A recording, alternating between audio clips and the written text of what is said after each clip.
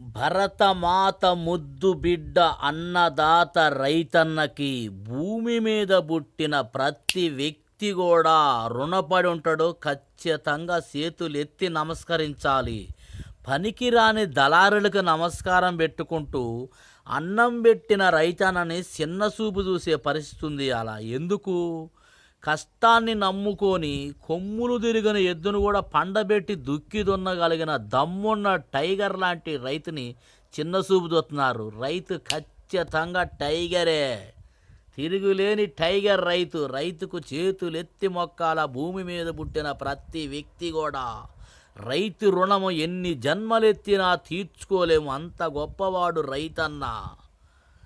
దేశానికి ఎమ్మెనే కంటన్నారు. ఇలా రైతు చచ్చిపోతే అయ్యో పాపం అనే పరిస్థితి లేదు.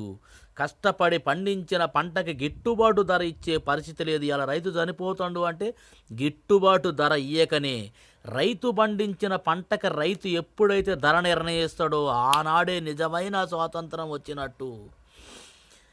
బండమీన గింజ ఎత్తే మొక్క మలవదు, రైతన్న గుండెల్లో బాధ తీరదు. బండమీన గింజ ఎత్తే మొక్క మలవదు, రైతన్న గుండెల్లో బాధ తీరదు.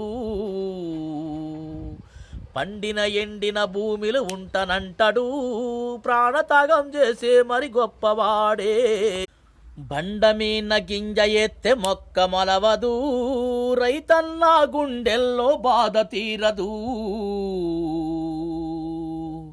రెయ్యంబగలు చాకిరి చేస్తా ఉన్నాడు, భూమి మీద పుట్టిన ప్రతి జీవికి మరి కడుపులోన మెతుకాయి తనే ఉంటాడు. అట్టాంటి రైతన్నకు చేతులెత్తి మొక్కాలని అనుకోవాలి. అన్నదాత రుణము తన కాళ్ళు గడిగి నెత్తి మీన బోసుకున్న తీర్వలేము.